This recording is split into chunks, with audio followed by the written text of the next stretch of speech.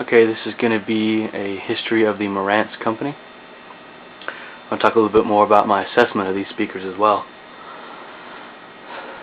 Now I'm finding out the reason why this guy might have sold them. The tweeters, one of the tweeters is actually completely broken, and the other one, I think it works, but I think it might be busted, but it still wants to try to work. So I'll get more into that after I do the history of the company. The company got started in the early 50s, and the company made the first record player consolette. And for those who don't know, it's a piece of furniture with a record player inside along with speakers. Those are kind of getting, back in style. People are looking for them again, at least on Craigslist. I've noticed we got two of them. The one that we converted into a dresser, actually, and it's quite nice. The guy that we got it from actually cleans them up and pulls the speakers out of them and sells them, but I think I've already gone through that. Anyways, the Marantz company started making mid-range, in other words, mid-range in quality and a pretty decent price. In the 60s and 70s, they started making speakers, mid-range speakers. Also made receivers in that era, late 70s, I believe. And I've seen some online, but I'll get more into that some other time. So I made speakers all the way up to, I think, about the mid-90s, I believe, maybe even 1999. But in 2001, the company's overseas subsidiaries got bought up by Japan.Inc. And now the company makes high-end receivers and other audio accessories, iPod docks and a few other things. I didn't take a good look at it. I mainly focused on their line of receivers, and man, they sure are expensive.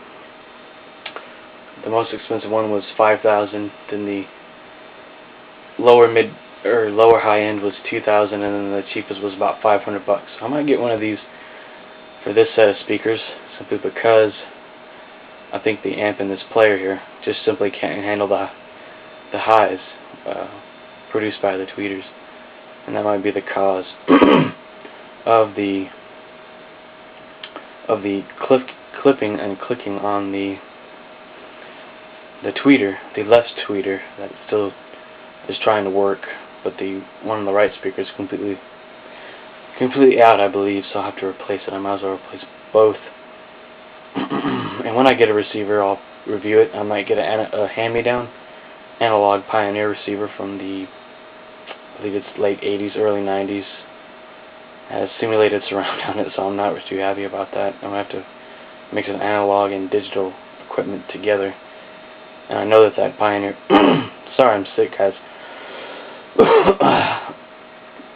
And I know that Pioneer receiver has a very muddy bass. It kind of drowns out some things, but hey, we'll see how it works with this. Oh, sorry. But I can throw pretty much anything at these speakers, and they'll handle them pretty well, despite the fact there's broken tweeters or, what I said earlier. I have played some TV on it, and it just through regular AV cables, RCA cables, sound cables, and it fares pretty well. It brings out the detail and, a lot of things that you normally wouldn't hear in small, tiny speakers. They don't sound tiny at all. They sound quite amazing. A lot of definition in the sound. But I've played a few games on it, Grand Theft Auto and Battlefield 1943. Made Mortal Kombat sound really good too. I was very pleased with that. But it kind of does drown out my subwoofer here, so I'm going to turn that down. But anyways, I don't want to bore you anymore. I will be playing some movies on it, and I'm going to watch that movie, the horror flick that I just picked up, and review that eventually. So that's all for this video, guys. Thanks for watching. If you have any questions about these speakers, go ahead and ask. I do not have the model number quite yet. I'm going to have to probably open up these suckers to get that excited and not see the model number on these at all, and the seller that sold them to me did not provide that either. So that's it for this video, guys. Thanks for watching, and have a good one.